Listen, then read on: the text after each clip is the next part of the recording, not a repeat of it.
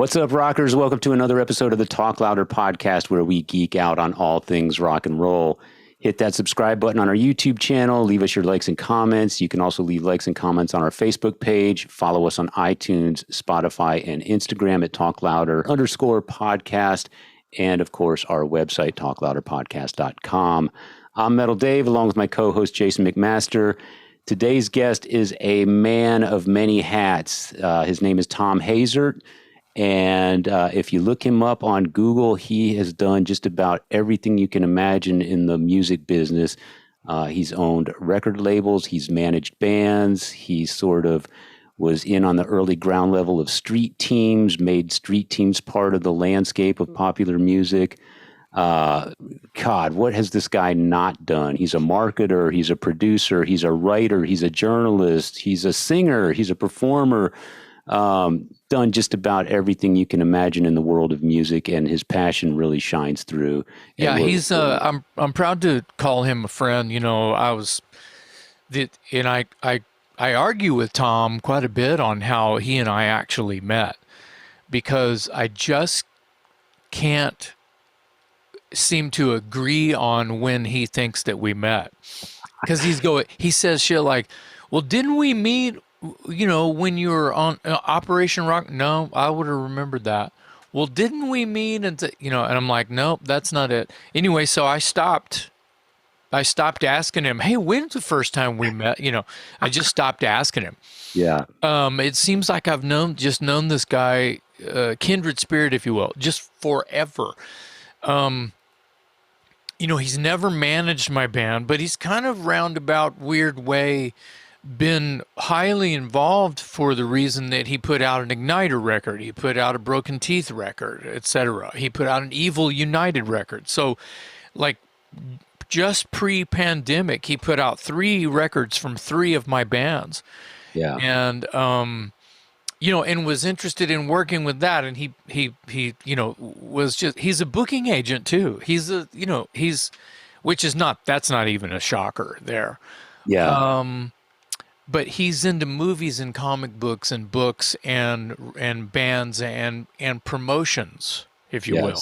Yes. And I think that it takes a certain kind of a person to want to do that and to become successful. The thing that might be slightly different about Tom is he's doing it not because he thinks that the artist or the product, if you will, is going to make him a lot of money. No. He's doing it because he is this is where you and I come in. We are doing this because we are fans, and we like the campfire, you know? These are the things that keep us warm. These are the things that make us comfortable. And I think that this is, you know, he'll let his health, he'll drain himself of every, energy cell in order to make sure someone knows about your band or this product, whatever, product X is.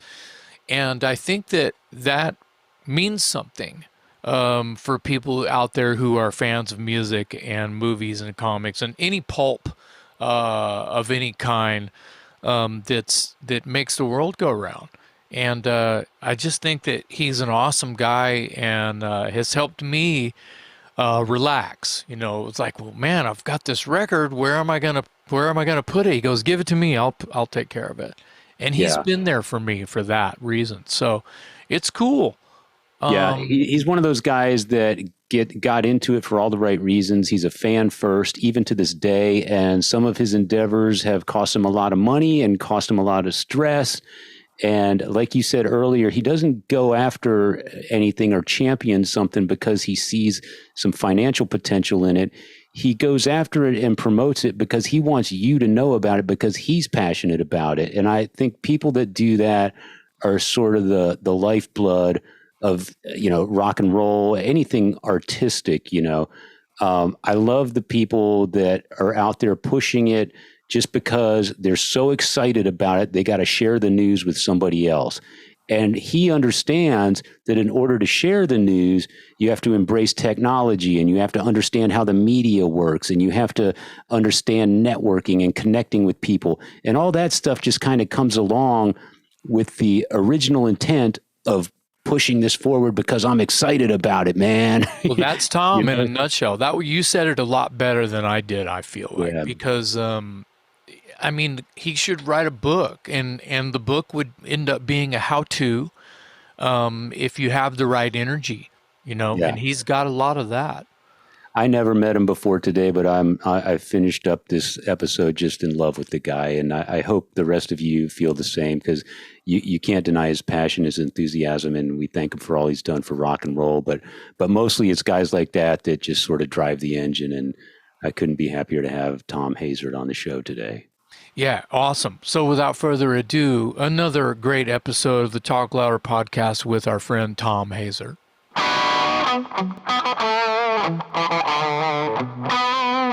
Tom, you've been a long time friend of me, and there may be kind of I don't know, a couple of people out there in Talk Louder podcast land who don't know you. They're meeting you for the first time, so we're gonna just kind of go down a list of like invisible questions and talk to you. How did you get into the music business, and what was it that made you want to get into the music business? Bad luck and bad choices, really. When I was obviously a big music fan. I grew up in the 80s when everything was fucking awesome. And, I was a huge Dangerous Goods fan. As you know, that's how we met. But, I started as a writer. I ended up, I wrote for the Green Bay Press Gazette. The paper in my hometown had which was a Gannett Group daily with like 200,000 circulation. And I wrote, they had a teen page. They had a teen page. So I started writing for that. But then I realized, I'm like, okay, I'm writing for a 200,000 circulation daily paper. And I just figured out how to use that to my advantage. I got a hold of somebody, I think at Roadrunner first, and then a bunch of other labels. And they started sending me stuff and setting up interviews. And I went and interviewed Typo Negative and Sepultura and a bunch of, and then it just kind of snowballed from there. I figured out how to sort of use that to my advantage. And then I went down to Austin to South by Southwest when I was 18 and met a bunch of really good folks there. And man, I think Stephanie Cabral at the time was a publicist somewhere. And I remember I don't remember where she was, but she was amazing to me. She was one of the first people that kind of just gave me carte blanche with her artists. And I remember, MSO was great. There's a bunch of publicists that just really welcomed me and gave me access to their artists and what they did. And then I met Bob Chiappardi, and he gave me my first real job in the business when I was 18 years old, writing for let's pause there and just make sure that everybody knows who. So the names dropped a second ago, PR reps and PR companies, some of them might be independent. You were kind of rolling around with some of them, that you were basically having meetings with them and taking care of some of their artists in your column, if you will, right?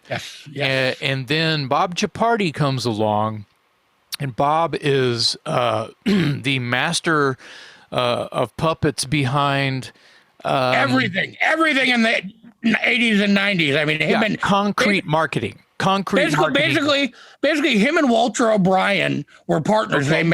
They managed Pantera, as I'm sure you know. Yeah. And then they split off. Walter did the management side, and Bob split off and did the marketing side. And Concrete, in the 90s, man, the Concrete Corner samplers. Concrete had their hands in everything in the late 80s and the 90s. It was unreal. Yeah, my experience with those guys would have been the Toys record, and it would have been early, 88, 89. And we got to go to their offices, and it was like going to a record label, where take whatever you want and and they had parties for all the bands, and it was like a team of PR management, Everywhere you went, you would. Well, and let's not forget Foundations Forum, which at the time was one of the biggest events. I tell you, going to Foundations, and that's the thing. Bob was really great. He's still great to me. My first label I started, he got me my distribution deal. I mean, he's been, kind of my rabbi since I was 17 years old. And he continues to be a looming figure in my career. And I owe so much to that man. I couldn't even, but yeah. So one of my first real job in the business was they had a trade magazine called Foundations, which eventually got shortened to just F. And he gave me a job writing for F. And that was, and then I ended up writing for Metal Hammer and Circus and a bunch of kind of the more mainstream metal mags. And so now you're talking Metal Dave's forte, because that was you basically just told his entire story. Absolutely. I was just going to say Tom's path up to this point sounds very similar to mine. It's mirrored. Yeah, exactly. I started writing for the college newspaper with an angle towards music, and San Antonio. Yeah, San Antonio. And then I started writing for the local entertainment tabloid, and then I had a music column in the entertainment tabloid, and then I branched out into the San Antonio City newspaper, which had a huge circulation. San Antonio is somewhere among the top 10 cities in the United States, so that circulation was huge, and San Antonio is a heavy metal town, so I'm pulling down interviews with all these big name artists because there's an audience for them in San Antonio. And then I got a degree in journalism because of all this. That was my whole thing. And I recognize some of the names you're talking, MSO and Stephanie Cabral. I went on to write for Metal Edge magazine for a number of years. So yeah, I know that you eventually branched off into 100 million other things, but I did. I'm like 19 at this point in the story, and that was when I, but up to that point, it's funny. It's kind of like Almost Famous. I watched that movie, and I was the same thing. I was a 14-year-old kid, like kind of hanging out with all these, but it was really the scene then. I mean, Biohazard and Life of Agony, and there was all these. Again, obviously, I was into Kiss and Dangerous Toys and Faster Pussycat and all the, kind of more hard rock. I hate the word glam, but whatever you want, the kind of just more mainstream cool hard rock. But then I was into the, kind of heavier stuff too. And there was just such a great scene happening there in the 90s with Roadrunner and all of those bands. And it was just a really cool time. I'm sure you'll attest, it was a really cool time to be in the business and be in music, Yeah, I was always envious of that movie, Almost Famous, because I feel like I wish I would have started 2 decades earlier, because in the 70s, you're actually on the airplane living with the band on the road for about a week or two in order to write the story. And then by the time I got started, you got like a 20-minute phoner. I think about this all the time. I was just born at I mean, all the guys I look up to, and looked up to and kind of modeled my, Tom Zutaut and David Geffen and all these, great industry guys and A&R guys, and, sort of producers and guys who developed bands and developed artists. And it's like, by the time I was coming into the business, I caught the tail end of that, and I mean, it just, I discovered some great artists and did some really cool things, but man, I just think of the damage I could have done if I would have been born like 20 years earlier. Yeah. Yeah. Yeah. I used to, I remember too in the day, and you'll understand this as well. My friends used to, huddle around me and go, okay, we know you were supposed to interview so-and-so. When's the article come out? Because the only way you're going to hear what James Hetfield has to say is if you read my article in the newspaper that week, because there was no internet and blogs and podcasts, and you couldn't tweet Hetfield and this sort of thing. So you were sort of the gateway between the artist and the fans, and it was it was really cool to sort of be in that position. Absolutely. And especially, being, a kid, it was just like a dream, man. It was weird because, and this still kind of comes into play today. I think there was like this wall between artists and consumer in that era, and like they weren't as accessible as they were now. And I think that's kind of taken away some of the mystique of the rock star. That's why I think those guys from back then are still held in a certain regard, and it's just because there was that at one point in time, there was a different mystique to the artist fan relationship then that doesn't really exist now because of the internet and because of the constant 24-hour access. And, it's just a different, it's just a different kind of thing if you now. want to know what's happening between Corey Taylor and Machine Gun Kelly, you just press a button. Yeah. Yeah. Or you don't even press a button. It gets force fed to you anyway. I don't want to know. I don't care. I don't want to know about it. As long I don't as either, but I still do. So. Right. Yeah. Well, that's, I think that's basically honorable by way of you were reading the fine print on the back of your records and CDs. I was. You're a little bit younger than I. So I said CDs. So you were actually rubbing elbows with people who you were fans of and handling it and making connections in a lot of cool ways.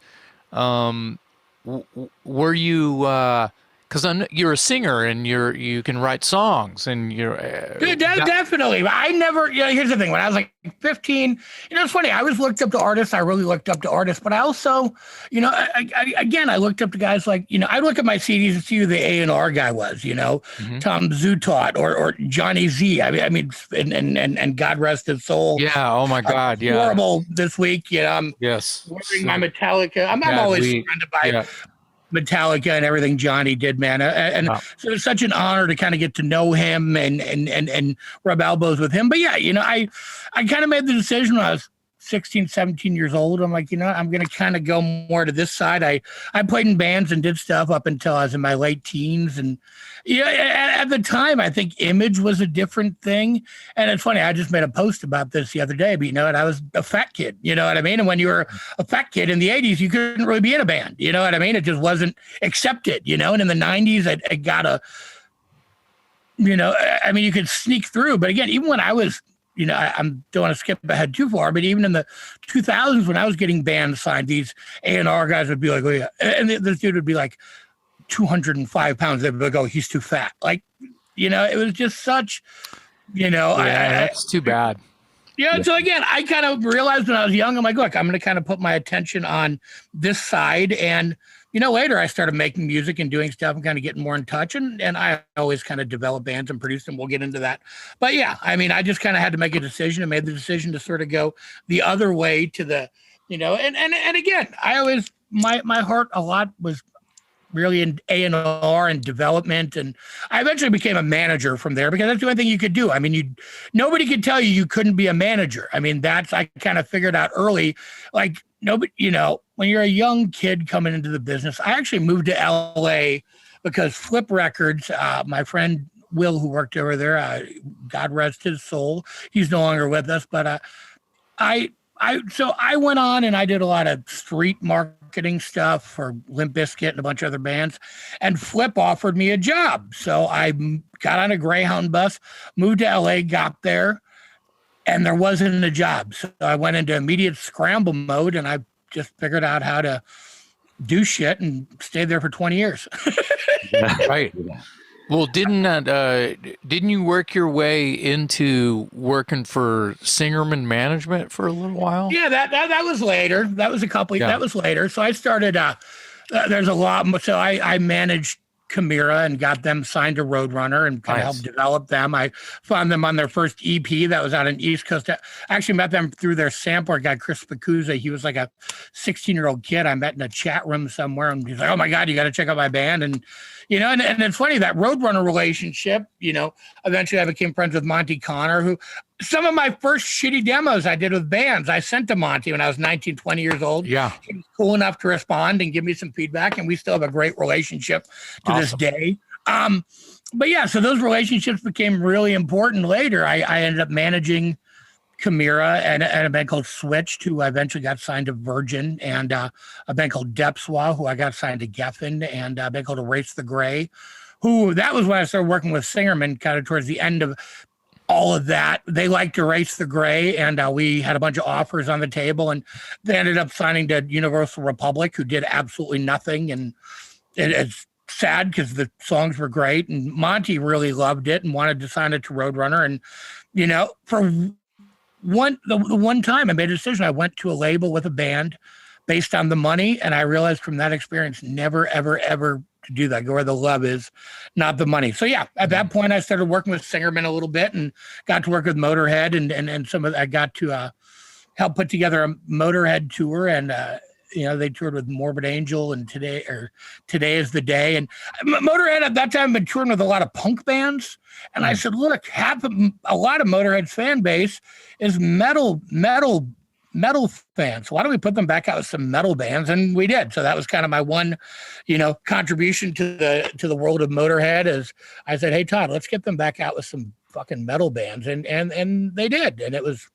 really cool. That's one of the things that you can always appreciate about Motorhead. Actually, is throughout the legend of Motorhead. I mean, you saw them on festivals with Ozzy and Deep Purple as much as you saw them play smaller things with, GBH or Cro-Mags or whatever, right? Yeah. So that's like a normal thing. They were like a crossover. Motorhead, you don't say this about Motorhead out loud, but Motorhead's a crossover band. Oh, absolutely. When you really listen to what's happening, it's like, shit, what kind of music? Well, it's rock and roll. It's blues on tin.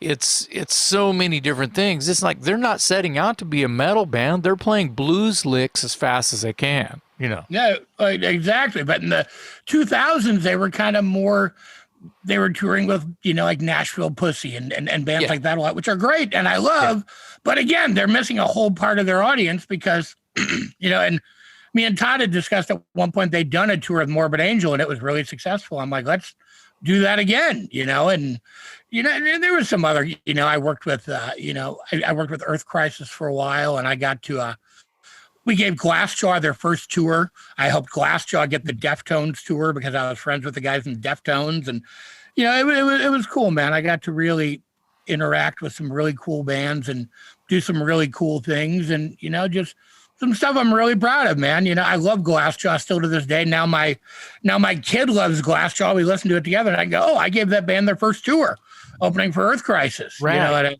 It's awesome. So go ahead, Dave. Going back to Motorhead, did you work with them on the Hammered tour? I did. Yeah. I actually, if you look in Hammered, my name is in there. That's one of the proudest moments of my life. I have a management credit in a Motorhead record. Thanks, Tom. Yeah. That tour came to Austin, and I want to say it was with Nashville Pussy. And I think I saw that too. I was going to mention. The show, the tour came to the Back Room in Austin. It was a Saturday night. It happened to be my 35th birthday. I was on the guest list because I interviewed Lemmy. I mean, the planets aligned that night. I will never forget the Hammered tour because it was it was perfect in every way for me. I had and then, after I knew the venue and the staff in the venue. So after they cleared the venue, they let me hang around and we, sat with Lemmy while he played the one-armed bandit machines at the bar. And so that was a great birthday right there. Lem was so great. I mean, I learned a lot of lessons from that too. I mean, my first meeting with those guys that Todd let me sit in on, I remember I was more starstruck by Mickey D probably than Lemmy because I'm such a big King Diamond fan. Yeah. But I was just like, holy shit. You know what I mean? That's the guy that played on Fatal Portrait. Yeah. But, I sat in that first meeting and just kind of like a bull in a china shop, started opening my mouth and spitting out ideas. And Lem just looked at me like I was an asshole and who is this kid? And, you learn humbling lessons in this business, when you go into situations. I think me and Dave have gotten that same look from Lem. Who's this asshole look? Yeah. Like who's this punk ass kid who's up in my shit? Who invited him to the party? Why is this guy on the bus? Yeah. Why is this guy? Yeah, that's good. Why is this guy on the tour? Is what the look. Exactly. Well, for me it was. Why is this guy sitting at our table at the Rainbow opening his mouth? So, but yeah. Okay. You know what? I've sat at that table. It's great. It was Yeah, I had so many fun experiences in that whole time with Lemmy. And I remember one night, and I don't know if I've ever told this story publicly, but Todd goes, "Hey, walk me over to Lem." Yeah, Lemmy lived 2 blocks from the Rainbow. And Todd goes, "Well, here, you want to walk me over to Lem's? I got to go bring him some paperwork." So we walk over there, knock on the door. Lemmy answers the door in a Speedo. Yeah. Just comes out, Speedo, cigarette in his hand. "Oh, hey, mate, coming in." So we go in, and I don't know if you've ever been in Lem's apartment or heard about it, but it's like he is a very big collector of Nazi memorabilia, World War II memorabilia. So you walk in, it's just this overwhelming everywhere. Every inch of his apartment is covered in, World War II memorabilia, German World War II memorabilia. And then we go and sit down, and his girlfriend or wife, his special lady friend, was there in a tiny thong and nothing else, just topless, huge fake. Yeah, it was a very interesting. So we just sit down, and she's just surreal. She's just free as can be, and Lemmy's running around in a Speedo, and I'm just like, wow, this is rock and roll. I have never felt more rock and roll than in that moment in my life. I bet, and I probably never will. Yeah. Amen to that. Amen. Yeah, that's a tough one to beat.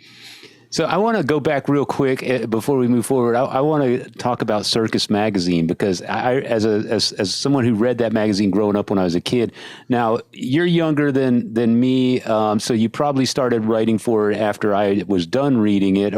So I want to get the time frame. When were you writing for Circus, and tell me, maybe your top 2 most memorable interviews or stories or whatever. Well, here's the thing. I started writing for Circus when nobody cared about Circus anymore. You remember it was in the 90s. They changed their logo to that kind of generic, like everybody did. Rip changed their presentation. Circus changed their presentation.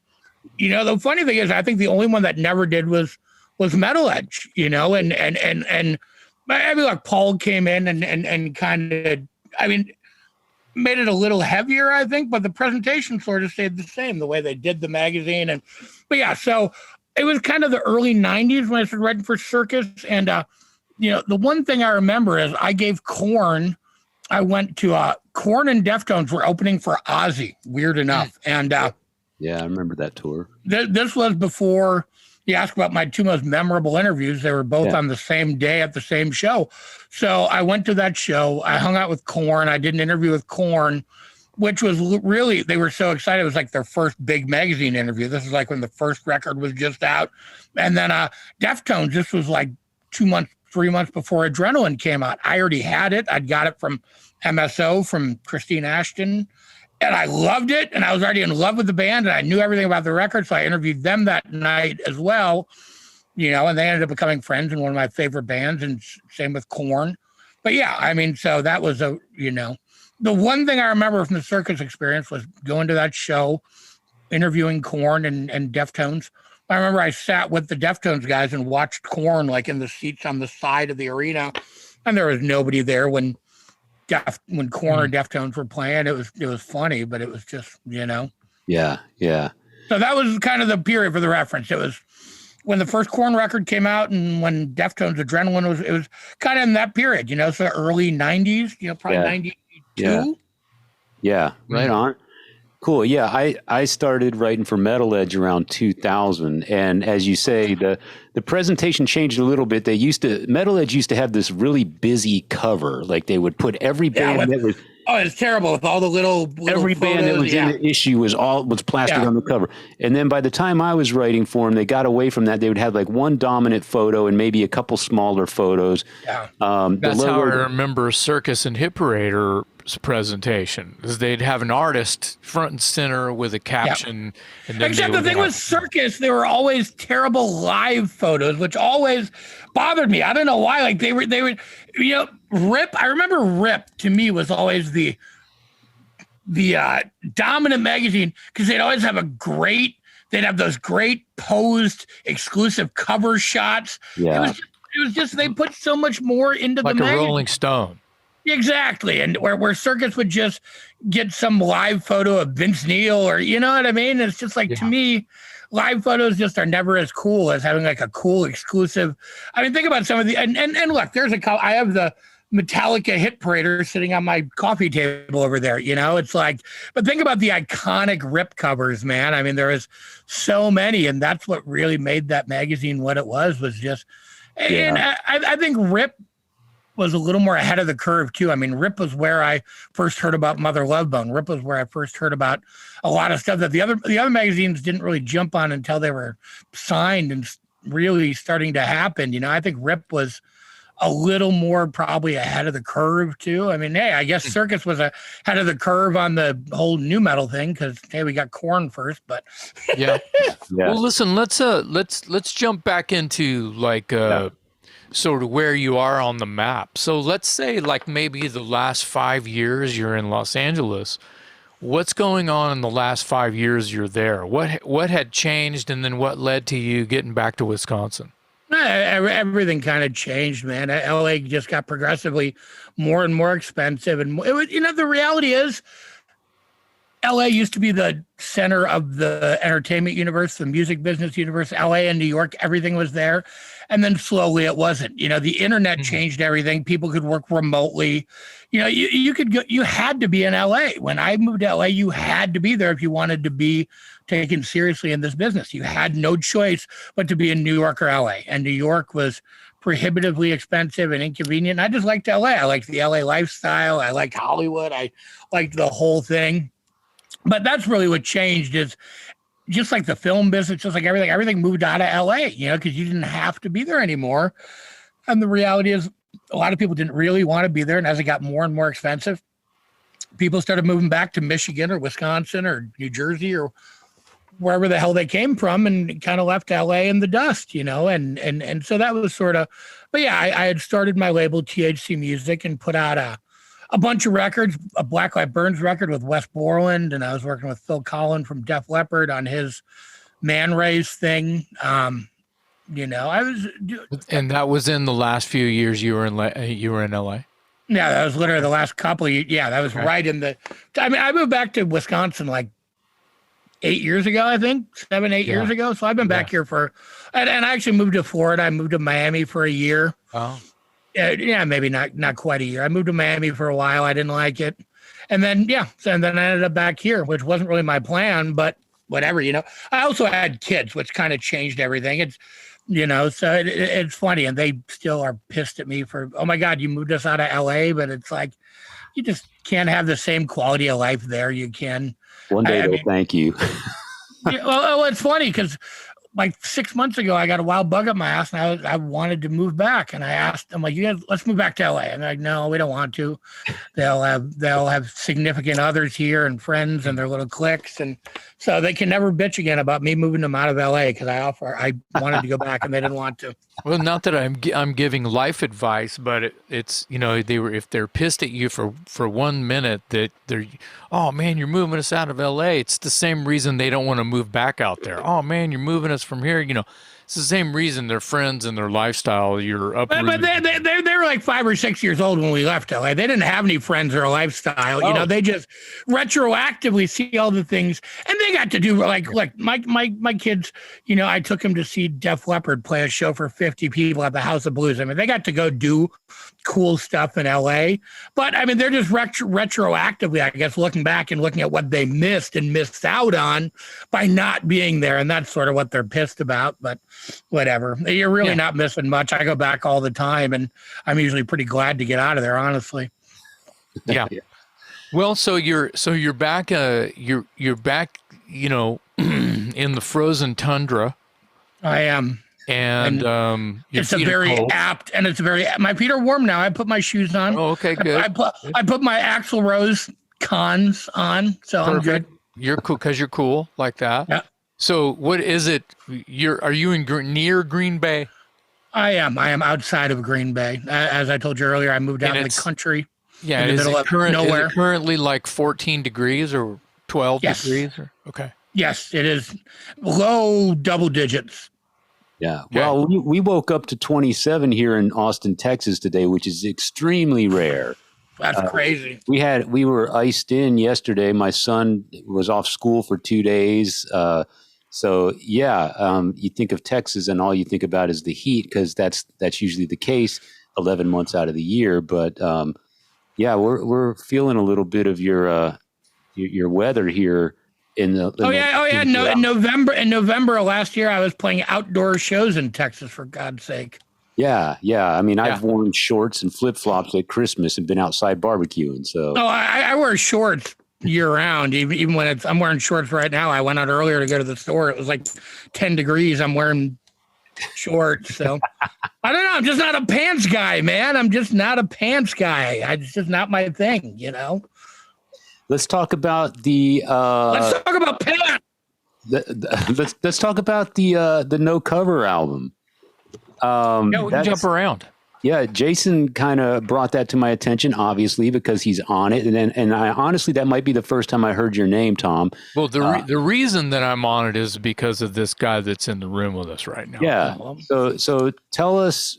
So for people listening that aren't maybe aware, well, Tom, we'll let you tell the story. It's the band's called Elleson. The album's called No Cover, and it's basically a bunch of well-known musicians getting together and doing cover tunes. Yeah. From there. Yeah. I mean, for a couple of years, I made some music with that guy that used to be in Megadeth. And yeah, we did a really cool cover record. We were just going to do a little EP of a couple covers and throwing around a couple ideas. And then it turned into a record, and then it turned into a double record. And I was like, hey, let's get this guy. So we both just kind of had our Rolodexes and started, I got Frank Hannon from Tesla and Jason and a bunch of other guys to be on it. And he got, Charlie Benante and a bunch of his guys to be on it. And Frank Lombardo. Dave Lombardo. Yeah. And it was, it was a really turned into a really cool, fun record. You know what I mean? It was fun. It was really challenging there's just such a range of material on there. And it was, really, and of course, it was, Bumblefoot's on a lot of it, who's great. And I love Ron, and I love making music with him. I've toured with him. I've done lots of stuff with him, and Andy Martingelli from Italy, who's absolutely incredible. Those were kind of the core of the, actual band. Paulo played drums on some stuff. When I went, just to like fly on the wall for everybody, when you sent me the tracks, I couldn't wait to hear Riff Raff, the Dave Lombardo track. I couldn't wait to hear, didn't Gus G play? Gus G played with Andy on the Freewheel Burn that we did. Yeah. Yes. And I couldn't wait to hear that stuff. And Andy James, who's now in Five Finger Death Punch. Right. Okay. Dave McClain is on the record. Who is he is? He played on a few songs from Sacred Reich. San Antonio, Texas alumni. That's S.A. Slayer, baby. Yeah, that's right.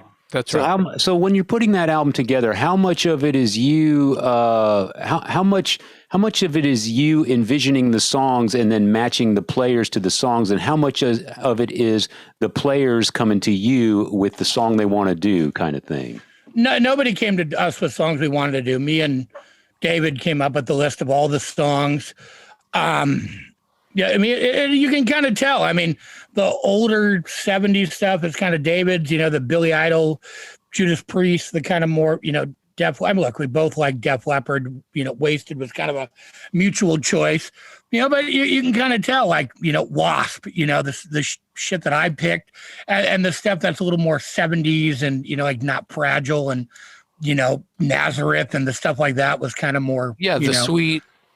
Yeah, that was David's stuff, and my stuff was Billy Idol and Wasp and Judas Priest and the heavier stuff, and so it was basically me and him just going, yeah, let's do this. And Beth was actually my idea because we didn't have a Kiss song, and I'm like, this will freak people out. So I actually had my friend Tyson Leslie kind of work up an arrangement of it, and I just sang it and sent it to David. He's like, holy shit! So we ended up putting that on there, and.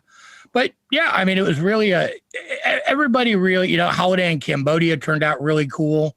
Yeah. I mean, there was some real, that was, my choice, so. Well, and you got some quality time with Al Jorgensen and he was a perfect choice to come in and do that Kennedy song. So he actually did the Cheap Trick song. He did Abita Zane. That's right. I'm sorry. I'm sorry. Who did Holiday? Was it just you singing on Cambodia? That was just me. Yep. That's right. I love the record. I thought it was a great idea for a lockdown, a pandemic. It's like, well, what are we going to do? We just, we're going to release a record and not tour. Let's make another record and throw it out to sort of fan everybody, cool everybody off a little bit and stay connected, which I think is very important. And it was kind of like sort of like a, oh, well, it's raining on the sports field, so they can't play right now. So let's hand out free food, or something like. It was sort of a pacifier, if you will, and I just think it was. And it was, thank you, and it was a great vehicle for me to kind of show off, what I could do. I mean, there's some pretty not easy shit on there, and again, I think it was cool for me as a singer again to get to, I mean, the range of things I sang on that. And unfortunately, I haven't talked about that record in so long that I kind of spaced out some of the people on it. I wish I had the list in front of me. But, I'm glad David brought it up. And for people listening that may not be aware, Jason here is on. You're on like 3 tracks, right? You do the. I think I'm on 3. Eat the Rich, Riff Raff, and Free Will Burning. So you do a Crocus song, a Judas Priest song, and an AC/DC song. Thank you, Tom. And on Riff Raff, Tom actually joins you, and you kind of do co-vocals or whatever. And there's a video for that people can go and find on YouTube. Yeah, and we actually did Eat the Rich. We did a video for that too, and that's more Tom than me. And I just chime in on the pre-chorus and chorus and stuff. Yeah, and unfortunately, that video never came out. That never got finished. It never came out. Riff Raff is definitely. It's funny. Riff Raff. Originally, Jason was just supposed to do some guest vocals on it, and his stuff was so cool. I'm like, I can't beat Jason McMaster singing AC/DC. Like, you do this, and that was kind of how it happened, Yeah, I guess it didn't really go down that way. It was like our versions were different, and so I thought my version was more Brian Johnson, and your version was more Bon Scott, which is what it needed to be. It was fair. Well, I thought the video was really cool because I know that you did it during a pandemic, and I know Dave Lombardo is drumming on it. But if I'm not mistaken, 4 of you guys actually got together, and Lombardo was filmed remotely, and then it was kind of merged together. Is that correct? That's how the Off Beaters Name video is made too. Me, Al, and David were in a room together, and Charlie Benante and Andy were filmed in Italy. So same thing. We had to really innovate to make these videos. And so it was me, Jason. Well, it was me, Jason, Bumblefoot. It was basically our touring band where me, Jason, and Bumblefoot and David were together in a room. Yeah. And then Dave and Andy both were filmed remotely and kind of cut into it from their respective. And it turned out really cool. Melody Myers did all that stuff. And she's, me and her really collaborated, well in putting those together. And yeah, I thought the video was great, and I thought the cover was great, and it's one of my favorite AC/DC tunes. So anyone listening out there, go check out YouTube and look up. I guess it would be you could find it under Elleson Riff Raff featuring Jason McMaster and Dave Lombardo or however it's labeled. It's out there, but yeah, great choice of song. I was actually looking for the vinyl. I thought that I had it close by. It must be in another stack of vinyl somewhere, but. I held up during that last rant, which was excellent. I have a Japanese cool. CD. Yeah. So I love the cover. And then take off on Debut by Def Leppard on Through the Night.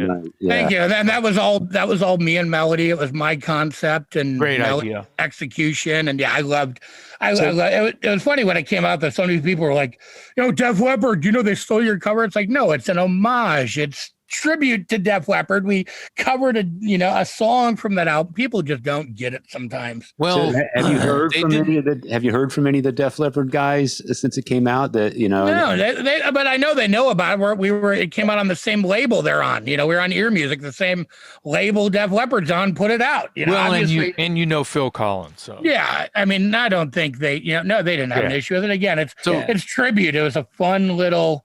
Again, Def Leppard changed my life. I love they are one of those bands that for me are up here. There's a handful of them that are up here on that pedestal that will never change, man. Those first 5 records, I mean, were life changing. I just wanted to throw, we were talking about this no cover record, the Elleson sort of like Bible of tons of really cool cover songs, and it'd be a double record. And kind of around the same time, on a different coast, I guess we could actually kind of say, Charlie Benanti did this, the Silver Linings record, which I love this. And I guess this is him and his significant other, his wife, as well as just all of the people that he works with already.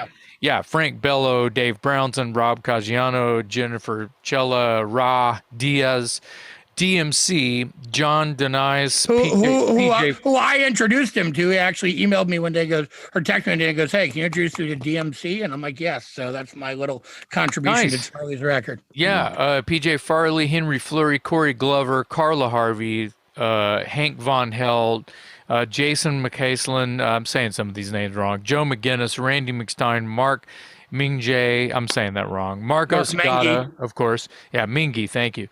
Jordan Ruse, of course, Snake Zabo, Alex Skolnick, and, of course, John Five.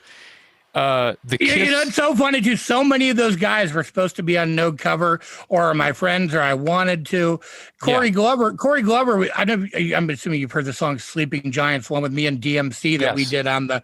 Well, Corey Glover was supposed to sing the bridge in that, and he went in the studio. His manager at the time, I'd sent him the lyrics, I'd sent him the part, I'd sent him me singing it. Like, this is what he needs to sing. And he goes in the studio and just sings some other random thing and sends it back. He didn't realize that there was a dedicated, and I was so bummed because I love Living Color. And I just had this master plan from the beginning of me, DMC. I wrote that part with Corey Glover in mind.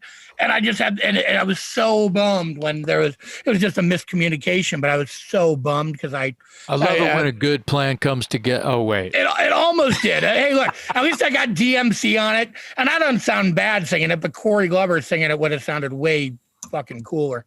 Yeah. Well, so speaking of you singing, are you doing anything musically sort of full time now? Are you fronting any bands that we should be looking out for? Or? Well, look, I kind of retired last year. A bunch of shit happened, and I was just over it. I just honestly made a ranting Facebook post because I was pissed. And then every music site in the world, Thom Hazaert retires. Like, really? Like, I vent on Facebook one day. And then it's funny. And then I mentioned to people, I'm doing this. Like, I thought you retired. It's like, no, I made a venting fucking post on Facebook one day, and the entire world ran with the, it's just. But yeah, no, I've been doing a bunch of stuff. I'm working on some stuff now with Kevin Wood from Malfunction, Andy Woods from Mother Love Bone's brother. That's freaking cool, man. Yeah, I'm writing some stuff with Kevin. I'm going to the studio next week to go track my vocals for that. And, man, I just kind of laid low the last year. I didn't really fucking do anything. I spent all this time doing all this Elleson shit that just went in the fucking toilet. I wrote a whole nother record. I got an investor to give us a ton of money to pay for no cover and to record a whole nother record. I spent 6 months writing that record. And, so again, I was a little disillusioned. So I just sort of took some time off from creativity and but now I'm kind of, slowly dipping my toe back in. Kevin hit me up, and like Andy Wood is like my fucking idol. You know what I mean? Like Mother Love Bone is, I can't even put it into words. And I love Malfunction. I love Kevin. We became friends, several years ago. I've worked with him on some projects, and for him to ask me to do that, I mean, and he'd heard all this stuff and seen everything I was doing. He's like, man, I really would love for you to write on some stuff and sing on some. So I couldn't say no to that. You know what I mean? It's like the hand of God himself coming down and going, here, dude, you do this, So he kind of So yeah, tell us a little bit about, because I mean, you confide in me, and you've told me a few things that may happen, and let's see if there's been any fruit on the tree. When I ask, did anything sort of rear its head again with the ideas that you had with Mantis from Venom? Or are you going to still no, do it? you know, that thing sort of fizzled out, unfortunately. Okay, that's too bad. I think that was kind of a victim of circumstance of that whole other situation. Okay, right. Was just sort of alluded to, but sure. I'm still, talking to Mark Mendoza. We're going to do some stuff together. Yeah, that was my 1-2 punch. Mark. I was actually about to get to that after the Kevin Wood thing. Twisted Sister, yeah. And you've been on his podcast before, yeah? I have, and he heard we did Tear It Loose with Eddie Ojeda on No Cover, and he loved that, man. And the other guy who was on that I loved. Do you know Jacob Bunton? I'm assuming you do. Isn't he a Texas guy? Yeah. Well, Jacob's on there. He's not a Wasted. Texas guy, but I know Jacob. Yeah. I thought he was for some reason, but he's on there. He did some background vocals on Wasted, which is awesome. And there's just so many cool guys on it. But so me and Mark have been talking about doing some stuff together, which I'm excited. I'm a huge Twisted fan too, which, as I know you are as well. Yeah. So those are my two main things musically that are kind of I was working on some stuff with Chris Poland. I don't know where that's going to go, or if it's going to go anywhere. I mean, it was fun to do. It was fun to record, but whatever it is what it is. But those couple of things are pretty mighty.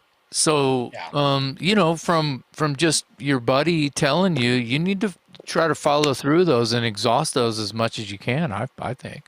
Oh, definitely. I mean, look, they'll all happen. The stuff with Kevin, like I said, I'm going to the studio in a couple of weeks to go track it. The stuff with Mark. Mark's just very particular, and he wants everything to be right. And he's like, look, I'm still working on getting this stuff together to send you. He wants it to be right before he sent, which is fine, man. I'm not in any hurry, and again, in the meantime, I've been doing this stuff with Kevin, which I'm excited about. And another thing I mentioned to you that I'm doing is I'm involved with a festival in Oregon called Guitars Under the Stars, which my friend Jason's been doing for a handful of years. It's a great, fun festival. And the last 2 years, he couldn't do it because of COVID. So I'm helping him bring it back this year, but we're doing it as a music camp. It's going to be like the last week of July in Lebanon, Oregon. We were just, even up until last week, we were still kind of going back and forth about, should we proceed with COVID and everything else? But we decided to, so we're all systems go. And I can't really announce anybody yet, but we're going to have some announcements soon. And so it's basically going to be like a 3-day music camp, sort of, private one-on-one instruction and panels. And, it's cool. A couple of years ago, I did this event called Playback Independent Music Expo in Tampa. And it was, we had Mike Klink and Dirk from Megadeth and Toby Wright and Max Norman. And, a lot of Jason Bieler, Jason Bieler is definitely going to be at Guitars Under the Stars. So I can say that because we already talked about it. But yeah, so, Jason Bieler was there from Saigon Kick, and who's a lovely guy and one of my dear friends for years. And, it's funny, after Saigon Kick, he was another one so he went and started a label called Bieler Brothers, and he signed Nonpoint. I had done, and I skipped this in the story, I forgot it, but it's so important. So I ended up doing A&R for Jive after I got all these bands signed. Okay. And I think it was kind of during, actually. They hired me. So I did A&R for Jive. I brought them Papa Roach. I brought them Linkin Park. I brought them all these bands that they passed on. I mean, I think I brought them Nonpoint. I brought them a ton of bands that went on to sell, hundreds of thousands, if not millions of records, and they passed on, but whatever. I guess it's bragging rights, right? But so that was another thing. So I'd kind of worked with Nonpoint a little bit, and then Jason Bieler ended up becoming a producer after Saigon Kick. And I was a huge Saigon Kick fan. I still am. But so he went and he became a producer. And when I, got signed to Immortal, we had like a $500,000 budget to make the record. So I hired Jason Bieler to produce it, who had just done the first Nonpoint record, and Toby Wright to mix it. And both of those guys, funny enough, you pay somebody $200,000 to make a record, they end up being your friends for life. Who knew? Well, yeah, I would imagine so. but still, Toby and Jason, they're both dear friends of mine, and honestly, I think both of them are going to be at the event at the camp in July. But yeah, so that was a fun story though. I was a huge Alice in Chains fan, so I got to hire Toby to mix it, and I got to work with Jason and got to hire him to produce it, and both those guys have been dear friends since, and I love them both dearly. Awesome. I wanted to ask, I want to go back to something you mentioned a few minutes ago, and I don't want to dredge up any bad blood, because just from an outsider's perspective, I get the sense that things are not all copacetic between you and Elleson anymore, and I don't need to know the dirt behind that. But what I wanted to get back to was, you sounded like you almost had a second no cover type album in the can, like fully invested a lot of original. No, we had a full studio original record. Okay. All original. Yeah. Okay. Yeah. So my question is, you put a lot of legwork into that, and you had a lot of momentum going and a lot of interest from players and musicians and that sort of thing. Is there any chance that would be salvaged and released at some point? Probably not. Unfortunately, David went and, I mean, look, yeah, I had actually announced before David's whole issues last year, literally a couple weeks before that, on Mark Mendoza's podcast, I had actually announced that we weren't working together anymore. We just kind of went our separate ways. I had heart failure a couple of years ago from all the stress of dealing with all the bullshit, and I just was done with it. You know what I mean? Like, I died. You know what I mean? At that point, you start reassessing relationships in your life, situations in your life. And that's exactly fair. What I did. That's exactly what I did, and, certain things that caused me too much stress, and I had to sort of just move on from. And, but no, unfortunately, I really don't. I mean, the reality is the stuff was too heavy for David. He didn't like it. David likes Journey. David likes Toto. David likes, you know what I mean? David's, and the record, I don't want to say it was new metal, but it was very contemporary, crossed with like really heavy Guns N' Roses. I mean, it's fucking awesome. The record's awesome, and the songs were awesome. And there was some there's some songs on it that I wrote pretty much straight out. Some of it me and him wrote together. Some of it were little parts that he had that Andy put together, and then I kind of pulled them apart and it was a lot of work. I put a lot of work into it, and a lot of money. And yeah, unfortunately, I don't think it will. Some of the songs I found out after I spent tons of money working on them, he went and redid some of them with vocals with somebody else, and I'm just I don't know. And it still didn't come out. Yeah. I mean, look, I have I'm not gonna bad talk anybody, but I moved on from that situation, and I love that record. I love the stuff I wrote with him. I mean, it's literally some of the most brilliant shit I've ever written in my life lyrically. I think you've heard it, Jason. I think you sent me rough, and a couple of tracks that were rough mixes, and it was recorded extremely well. It was like a 2.0 of the Sleeping Giants, the first Elleson record. I feel like something that could have been the next step, right? Yeah, well, there was so much momentum and so much stuff, and and David had his personal things that happened and whatever, which I never commented on, and I won't. That's between him and his family and whatever. But yeah, it was. I mean, it was really a next level. I mean, look, the stuff on Sleeping Giants, it was cool, but the stuff I wrote on there, I was never really that happy with. It was kind of like I was just figuring out how to ride the bike again and still a little wobbly. I mean, this stuff, every lyric hit, every note hit. I mean, there was 9-part harmonies. I mean, it was really like next level compared to the Sleeping Giants stuff, Yeah.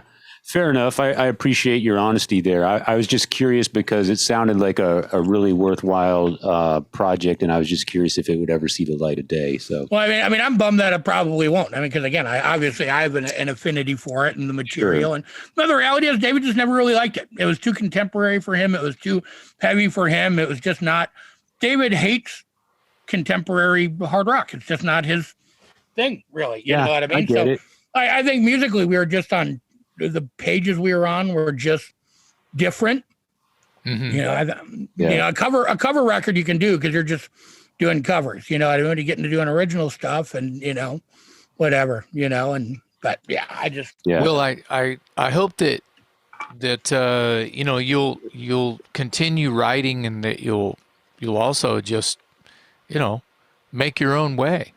Yeah. Yeah. And again, it's not really my priority. It never was. I mean, it's one little part of me and I enjoy writing. I enjoy, you know, I just like to do it for the release. You know, I mean, we're men, man. We can't cry or talk to people or like, you know what I mean? It's like the one emotional release. And before, you know, I've written a lot of records for other bands. I've produced records where I've written 98% of the record for bands before. So I've always just kind of used that as an outlet, and it's nice to have a voice. And again, to me, I just use that as an emotional outlet. I mean, that's the one thing, you know, I miss having and I need to do it for is to communicate with people and get ideas across and just as, you know, an emotional dumping ground, you know. Well, the best thing about you, Tom, that, you know, we've known each other for years now then, and I have to say the best thing, other than the knack of many talents that you have, is that at the end of the day, in most of our conversations, it always ends with the same damn thing. And that is, you're a fan. Yeah. You love music, all kinds of music. And, you know, it shows in your projects and in the way that, you know, like you're a guy that will start a label so you can put out your friends' bands and you'll go broke doing it because of the love of the game. Yeah, well, that's it. And that's what I did. I've done it over and over again. I mean, look, That's right. EMP was just my THC label with a different name slapped on it and David Elleson's credibility. That's all it was. I did all the work. I paid for everything. I raised, you know what I mean? You know, as much as people say David Ellison's label, it was my label and you were on the label and you know that, you know, I mean, it was like, it was a partnership, but I did the work. I kept it alive. I kept it going. You know, and again, that's what, I mean, I'm not going to lie. I'm not even going to mince words. That's what fucking killed me. That's, you know, the stress-induced heart failure, that's where it came from, man. You know what I mean? It's just out of my love for doing this, my love for the game. And it's just like, you know what I mean? It was just, you know, sometimes the things that you love doing, even if they're dangerous, if they're not healthy, some of us still, you got to know when to unplug. So, yeah.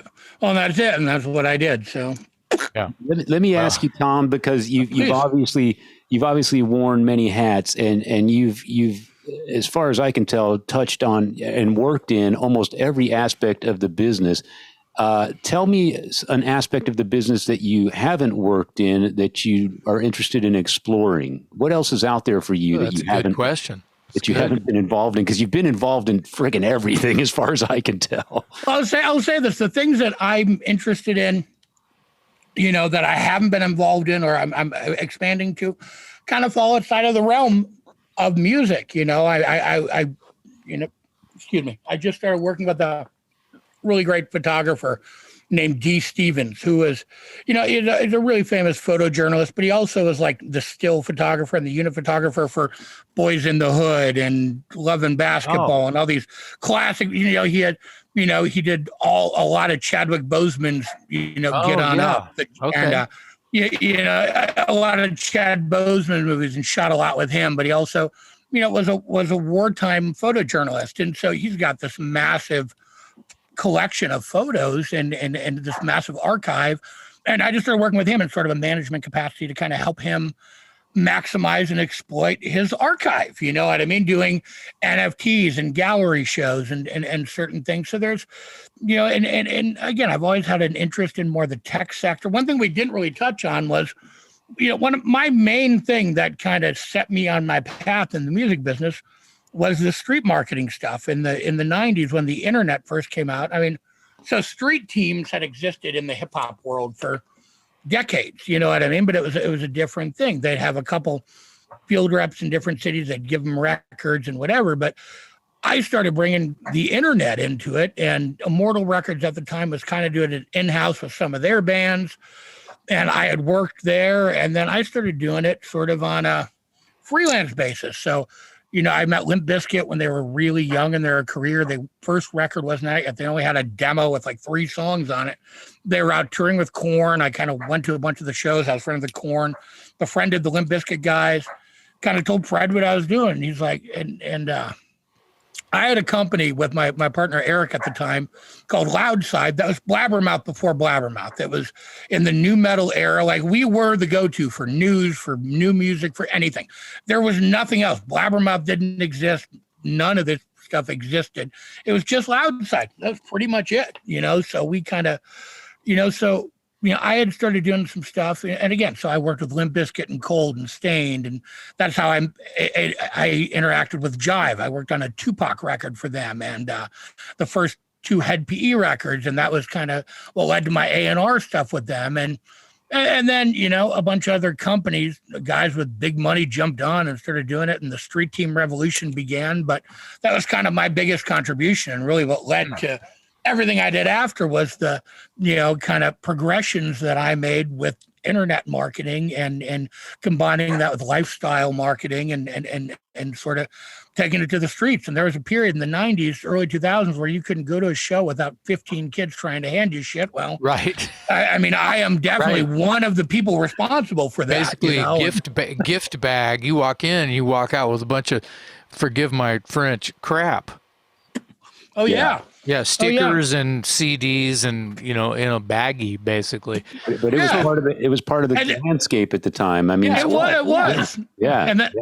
And then me and my partner went in with another gentleman named Danny Ostro, and we joined his company, and we created this company, Total Assault, that became basically a mainstay in that world. And I was there for a couple of years, and then I split off and started doing my management stuff. So that was another kind of big chapter that we sort of left out there. But, that was, I mean, I got platinum records hanging on the wall behind me. You know what I mean? You're going to use these skills to basically sort of channel into this photographer. Oh yeah, and I always have. I mean, that's sort of what I did. That's what I did with my label. I mean, so I've done with every label I've been involved with, and I've ran 5 of them. You know what I mean? It's, again, I sort of channel those ideas and take them. But the great thing about them is, I've kept on top of the technology and the marketing and how things move, and the Spotify and the Facebook ads, and and again the tech side. The whole point of that detour there was, I've always been really interested in the tech side of what music can do, of what art can do. And there's so many exciting things going on with, NFTs and cryptocurrencies. And I'm working on some comic book stuff, which is really cool. I've been bugging you. I started trying to do a Dangerous Toys comic, and we did this other comic, that's really, really, really cool called Dark Mercy that I'm working on. So again, everything, I love all these things, comic books and movies and photography and art and different things.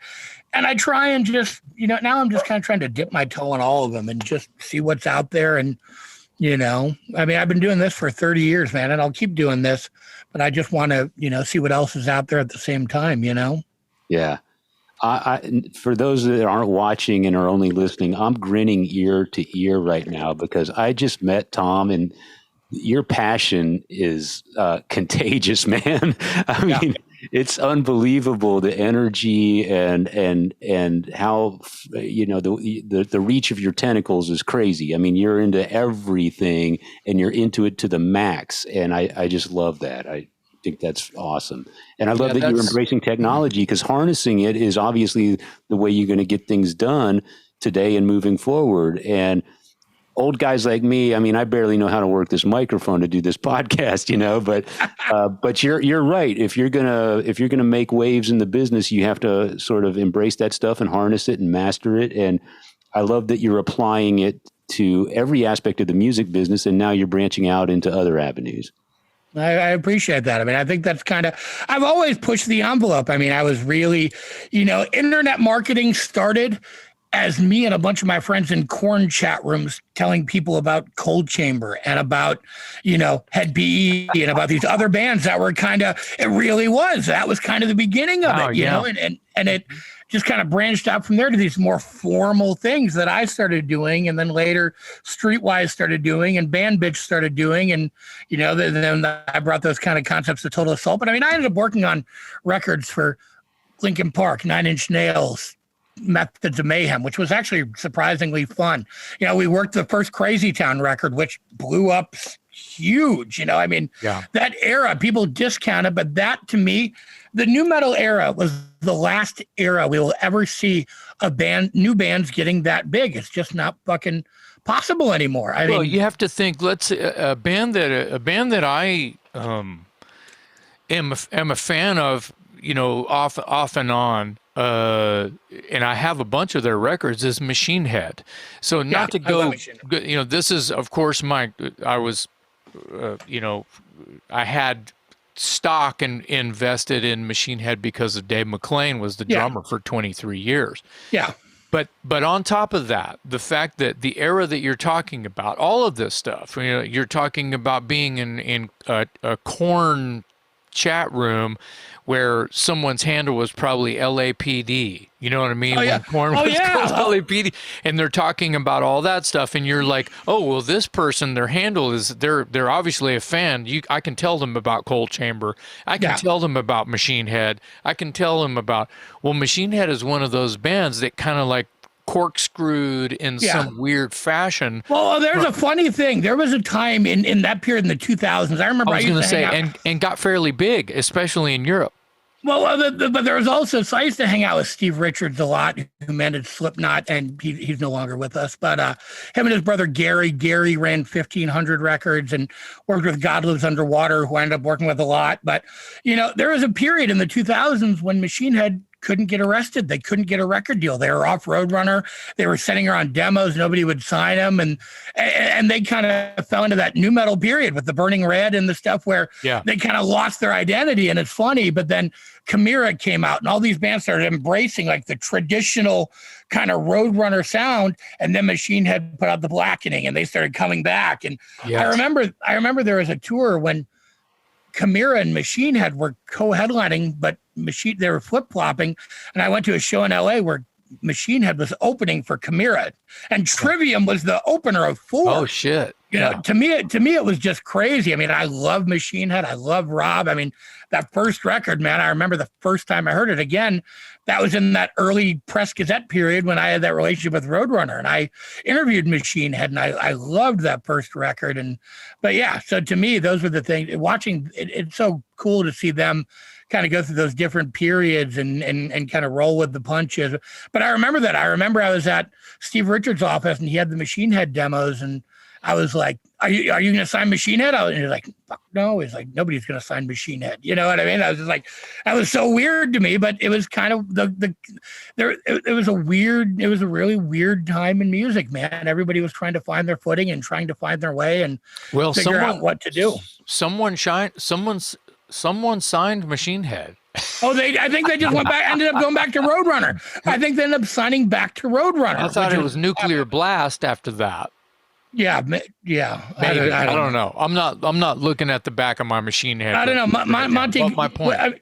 Monty Connor, where are you? Answer this for us. My point was that whole era of new metal that you're talking about, it's kind of seemingly confusing to an older gent like me, but the guys in Machine Head are my age.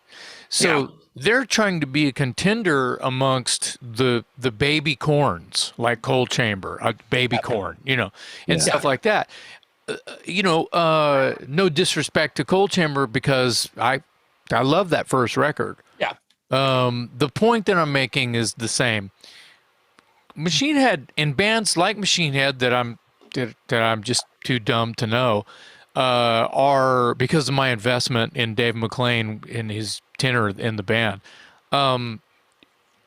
They became something out of all of that weird confusion with the Korn chat room. That whole like I said, corkscrew was the word I used. It's kind of a lot of stuff pulled out of that and found their feet. And I don't even call Machine Head a new metal band. No, I mean, Machine Head was, they Yeah. They were kind of part of the genesis of that with the harmonics and the really heavy. I mean, nu metal really, it came from Prong, Machine Head, Living Color, Faith No More. I mean, it's funny. I sat in a hotel room with Head from Korn one night, and I'm like, dude, what influenced Korn? And he was like, Prong, Faith. I'm like, I knew it. Yeah, I knew it. Yeah. And it's funny, all the mysteries of the world. And the funny thing, this was like 2 years ago. Me and him were hanging out, and we were just shooting the shit and just talking about it. And again, it's fun to look back at somebody who worked with them and as a huge fan and kind of look back in retrospect 20 some years later and talk to them about it. And I'm still learning things about music and these bands that I, not only love, but I considered, friends now, I really like what you said earlier. I don't think I've ever heard it put that way, and I probably won't ever forget it. I like that you said that. And now, new metal has never been my genre of choice. I'm an older guy. I'm a 70s, 80s guy. There was some stuff in that mix that I liked, and I can appreciate some of the talent and all that stuff. But I like what you said about that might be the last genre or era of music where bands actually could get famous and make a living at it. And I'd never thought of it that way, probably because I didn't pay much attention to that genre because it wasn't my thing. But you're absolutely right. You could argue that bands like, obviously, Korn and Disturbed and things like that, but Stained and the Papa Roach and Head PE is still going today. It's not my thing, but they're still out on the road. And that's an really interesting point because I think it's valid, and I would have never thought of that. Well, I think part of that is the mechanisms in the business for a band to get to that level just don't exist anymore. I mean, there's artists that do it. I mean, The Weeknd and Post Malone and, but they're pop artists. I mean, rock. I mean, look, Ghost did. They kind of snuck in under the wire, but I mean, Ghost has been around for a long. I remember, sitting with Rick Sales outside of NAMM 10, 15 years ago, and he's like, man, I'm working with this band Ghost. They're amazing. They're going to be huge. And I still remember that, you know what I mean? But a lot of those bands transcended nu metal and just for became for those that don't know who Rick Sales is, you want to say, I mean, I know who Rick Sales is. You want to mention that? Yeah, Rick was the manager of Slayer for basically their forever. 1,000 years. Yeah. And he managed a bunch of other bands too. And he's a good guy. And again, another guy who's always been really cool to me and been good to me. And, I'm proud to consider an acquaintance. But we were sitting outside NAMM when he was telling me about Ghost, and I didn't know who the fuck they were. You know what I mean? It's like, and when I hear Ghost now, I still think of Rick Sales telling me about him 15 years ago. When they needed to take over America, when they needed to get into America, they said, well, who can we talk to get? Well, let's get the guy who manages Slayer. Look what he did with a band that thought would never fly. Yeah. Well, it's funny, even Slayer, all those bands during that era, during the 2000s, the nu metal era, for lack of a better term, it was so interesting to watch the trajectory of those, just like Machine Head, Slayer. Yeah. I remember a show at the Palace, and it was Slayer, System of a Down. Like, all these bands were opening for Slayer. It was just such a weird, remember Tattoo the Earth? It was just this weird time where everybody was, that tour was like Slayer, Head BE. It was like all these, but all these bands trying to find their way. All the nu metal bands open, all the kids opening for the old men. Well, basically, that's what the second stage of Ozfest was. Yeah, you're right. You're right. The second stage of Ozfest was every band that Tom's been talking about today. Yeah. And it was sort of a proving ground. Number one, it was a proving ground for those bands, and number two, it helped merge the crowds, because guys like me were going to see Ozzy and Slayer and Pantera, and then the younger generation was coming to see Cold Chamber, Slipknot and Cold Chamber, and so they're there anyway, so they might as well go ahead and catch Ozzy or whatever, And so the Ozfest, you were talking about something early in the conversation where you were saying that, there was a time in the 80s when an overweight kid couldn't be in a band because they didn't have the look or whatever. And I always thought that Lollapalooza was instrumental in breaking down some of those barriers, because when I was a kid And when Jason was a kid, when you were in high school, if you were a metalhead, you had to have long hair or you weren't considered a metalhead.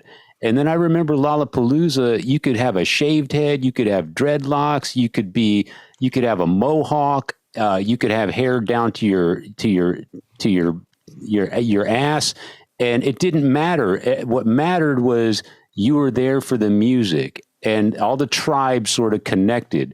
And I think Ozfest kind of did that on a maybe more of an extreme music sort of level, but again, it sort of brought two seemingly disparate audiences and two disparate generations, maybe together, and all that stuff emerged. Absolutely, it started to cross over for real. That at that moment, there were a lot of, not to be confused with the genre, if that be even a household name anywhere. It is around here, crossover. When metal and punk started to really fuse and become and hardcore was a big part of that conversation and that melding at the time too. Hatebreed was coming out, and Earth Crisis got huge for a minute, and even Cattle Decapitation, all those types of bands. Right. Yeah, there's a lot of that kind of stuff that we're talking about right now that I feel like you were involved in, like the this is a bunch of dust on the floor I'm going to push together and tell everybody about it, and sooner or later think it's going to be a phoenix rising from all these other little things that I think that you've always been real good at, is where we're kind of going with this. Yeah.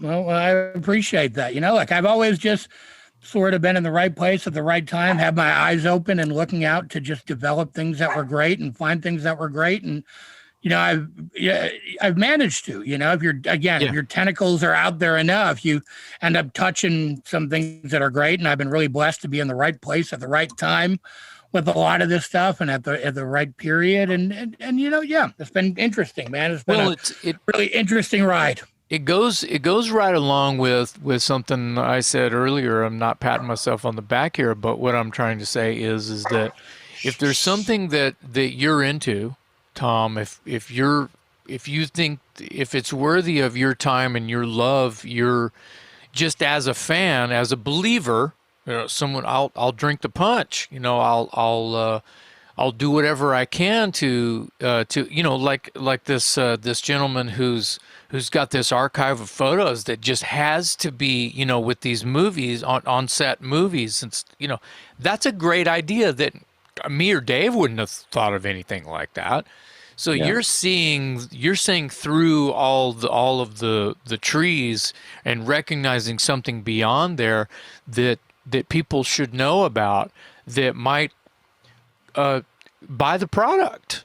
And the idea that, to create a product for them to buy, but for the right reason, that coming from heart and blood and experience, I think that is a great reason that we invited you on the podcast today.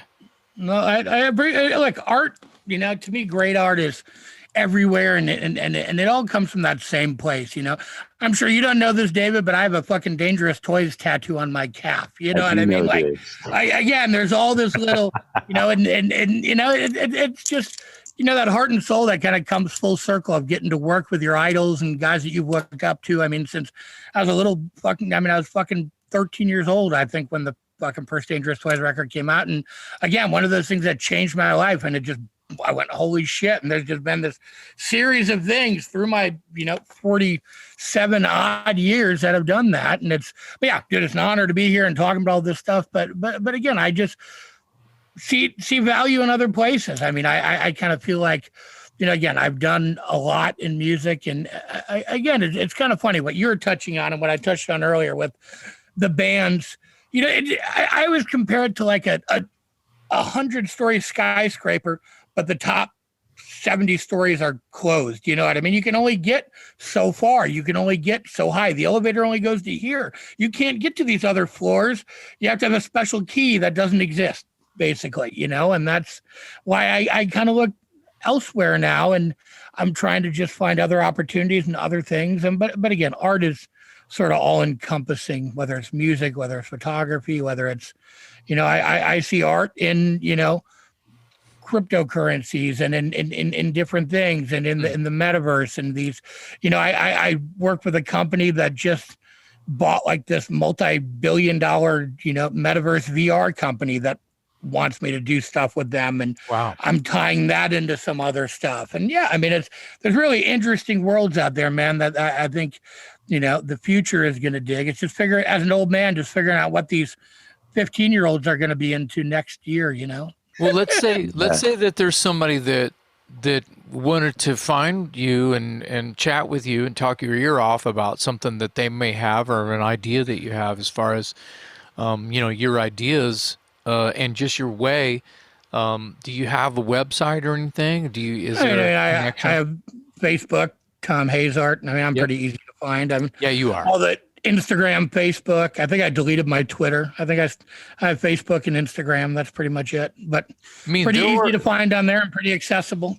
There were a lot of artists that you were putting your stamp of approval on and really helping, that were promising on the 5 labels that you've run. So yeah, and it's always, here's the thing, that it says all about my taste. I mean, if you look at them, I've put out everything from Mark Slaughter to Doyle to, Dangerous Toys stuff to, it's funny, a lot of it's, but then I put up Malfunction stuff with Kevin, and it goes the gamut between extreme metal, grunge, 80s hard rock. I mean, it's funny. My true love musically is probably, and I go through phases. I mean, there was a period when I couldn't listen to 80s rock at all. There was a period in the 90s and 2000s where it just didn't work in my ears. And then one day I woke up and I listened to it and it worked again. It was so weird. But then there was a period like that with Korn and new metal shit where I couldn't listen to it. It was just distasteful to my ears. And now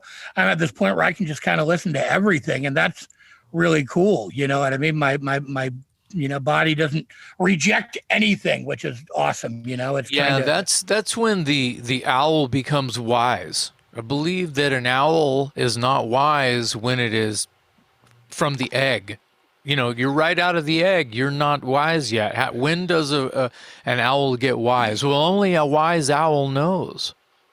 Well, that's it. And I think, I jumped from kind of phase to phase. But I never really got out of it when, there was that weird transition from the 80s into the 90s when everybody acts like Nirvana came out and metal just ended. But there was this weird 5-year period where Pantera and Alice in Chains and Motley Crue, the self-titled Motley Crue album came out in 94. There was this period when this stuff all kind of just oddly coexisted, yes. And that's, yes.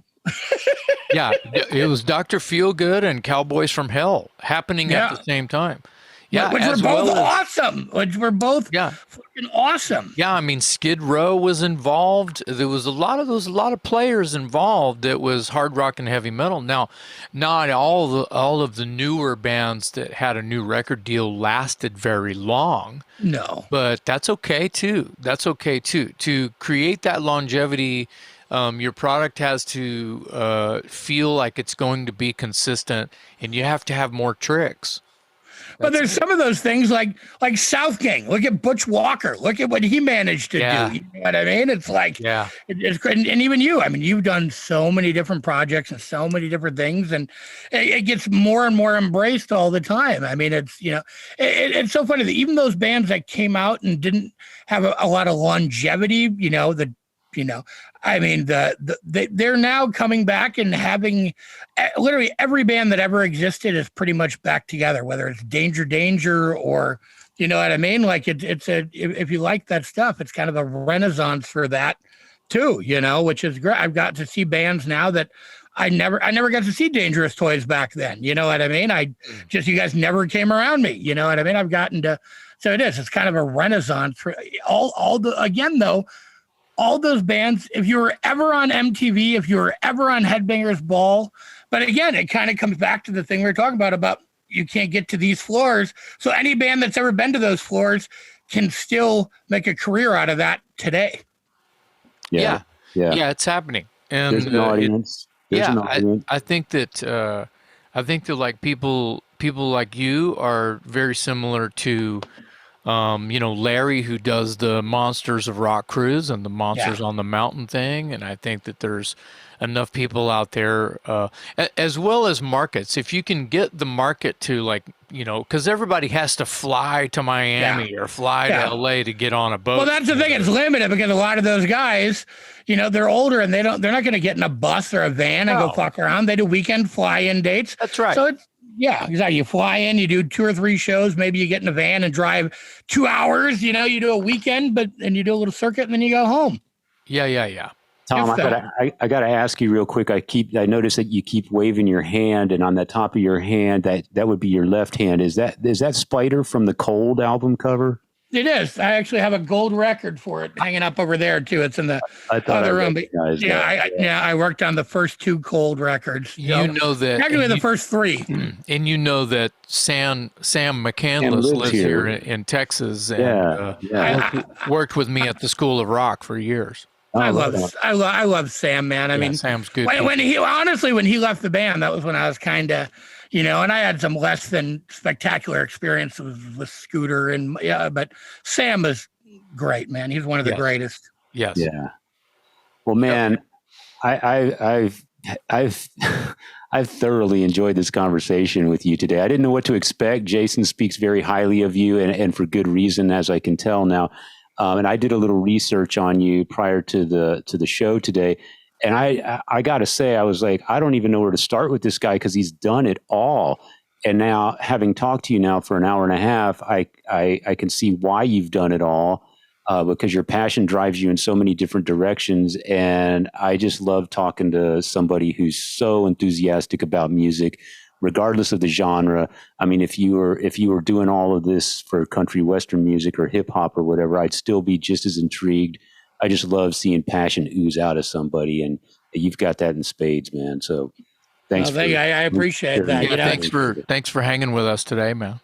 Thank you. It's been an honor and a pleasure. Thank you, guys. And again, you can find me on social media, and I doubt anybody will really want to talk to me, but if you do, you can find me. It's pretty easy. I think it's important.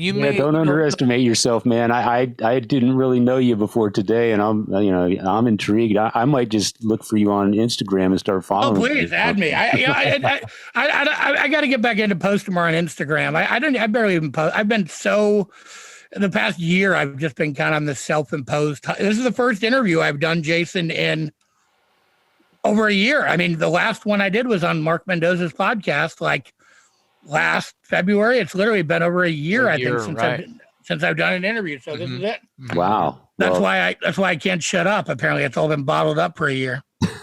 Well, that's good. No, it's good for us. I enjoyed every minute of it. So thank you for spending some time with us today. Hopefully I'll get to meet you in person one day if COVID ever allows us to travel and you come to Texas or I get out your way or whatever. But definitely. Our paths will cross, man. It was great meeting you. Jason, likewise.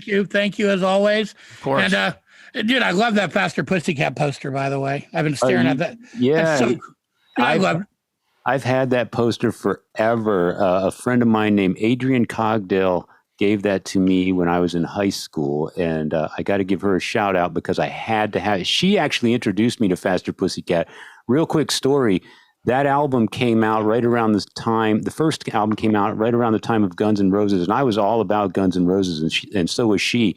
And one day she came to pick me up and I got in her car and she had the cassette of the first Faster Pussycat album. She goes, if you like Guns N' Roses, you're going to freak out on this. And I looked at the album cover and I looked at the guys and I was like, there's no way I'm going to like this. Look at these friggin' guys, man. Jesus Christ. And she put it on. And the first thing I heard, and I was like, oh my God, that guitar sounds like a chainsaw. And then Tammy starts singing, and I'm like, I'm done, man. It's one of my favorite records of all time. So yeah, me too, that record. It really is, man. Those guys just had something up. There's just something about that record. I mean, just lyrically, they had so much attitude. The guitar. I mean, I wonder who produced that record. Rick Brody. Rick Brody. Oh, did he? Mm-hmm. Yep. What a great sounding record. Yeah. You can say the same thing about the first Motley Crue record. I love the sound of it because one of the things that's beautiful about albums like that is they were recorded on such a shoestring budget And you never wanted them to change. When they got some money and poured it into an expensive studio and got polished, all that dirt went away. And you're like, wait a minute, what happened to the band that I fell in love with on the debut album? Sometimes the results are better. Sometimes they weren't. Sometimes you could take it or leave it, but they never got back to that real dirty street sound that was born out of necessity, which is well, you can say that about Metallica, about Anthrax, about everybody. You know what I mean? Like all those bands in Megadeth, all those bands in that era made their shoestring budget first record. They're Killing Is My Business. They're Kill 'Em All. That they never made again. But I think they all went on to make great records again. But yeah, you always miss that little bit of, for me, the nostalgia is always in that first record period, whether it's Faster Pussycat, whether it's Metallica, whether it's Motley.